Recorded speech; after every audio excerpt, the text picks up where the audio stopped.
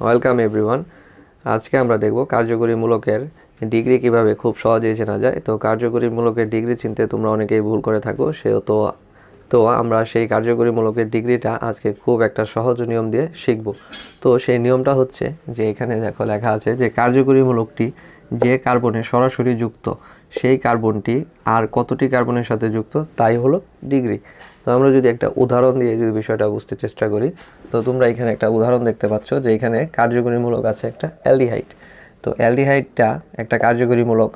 তো আমি বললাম যে কার্যকরী মূলকটি যেই কার্বনে, কার্যকরী মূলকটি এখানে একটা কার্বনের সাথে সরাসরি যুক্ত আছে। এখন আমাদের দেখতে হবে যে এই কার্বনটা আর কয়টা কার্বনের সাথে সরাসরি যুক্ত আছে। তো আমরা দেখতে পাচ্ছি যে এই কার্বনটা আরও 3টা কার্বনের সাথে সরাসরি যুক্ত আছে।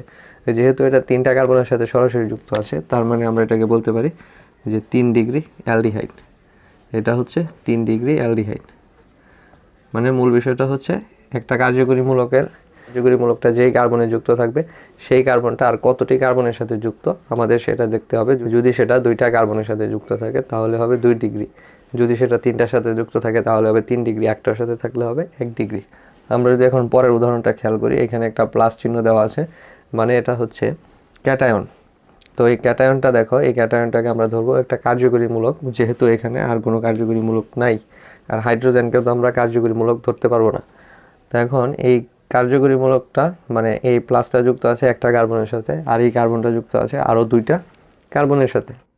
তো আমরা সেই কারণে এটাকে বলতে পারি যে 2 ডিগ্রি কার্বো ক্যাটায়ন।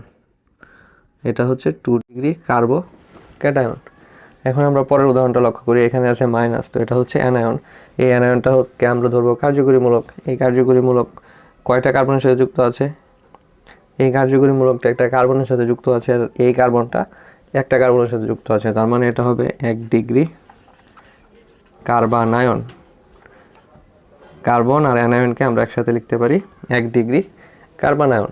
তো আমি আশা করি যে তোমরা এটা পারবে। তো এখানে ডট চিহ্ন দিয়ে বোঝানো হচ্ছে যে এটা হচ্ছে একটা ফ্রি রেডিক্যাল বা হচ্ছে মুক্তমূলক। তোমরা যদি ফ্রি রেডিক্যাল না বুঝো, আমি পরবর্তীতে এটাও তোমাদের বুঝিয়ে দিব। তো আজকে আমি শুধু তোমাদেরকে এই ডিগ্রিটা বোঝাচ্ছি। তো এটা হচ্ছে ফ্রি রেডিক্যাল।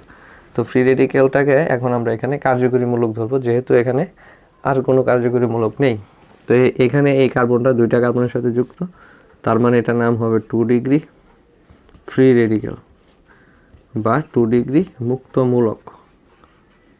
এটা হচ্ছে 2 ডিগ্রি ফ্রি রেডিক্যাল। এখন আমরা যদি পরের উদাহরণটা লক্ষ্য করি, এখানে দেখতে পাচ্ছ একটা প্লাস চিহ্ন আছে। তো এটা আর এটা কিন্তু প্রায় একই, কিন্তু এখানে মূলকগুলো আলাদা। তো বলো তো এটার নাম কি হবে? এটার নাম হবে, যেহেতু প্লাস আছে তার মানে হবে ক্যাটায়ন, কিন্তু এখানে সি আছে আর আছে 3টা এইচ থাকলে আমরা বলতে পারি এটার নাম হচ্ছে মিথাইল মূলক। মিথাইল মূলককে প্রকাশ করা হয় CH3 দিয়ে, ইথাইল মূলককে প্রকাশ করা হয় CH3 CH2 দিয়ে। তো এটার নাম কি হবে? এখানে কার্বনের সাথে বাড়তি কোনো কার্বন যুক্ত নেই, সরাসরি কোনো কার্বনই তো নেই, তার মানে এটার নাম হবে 0 ডিগ্রি কার্বোক্যাটায়ন।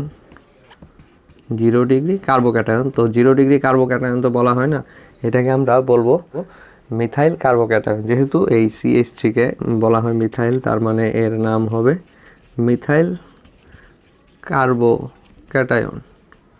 এটার নাম হবে মিথাইল কার্বোক্যাটায়ন।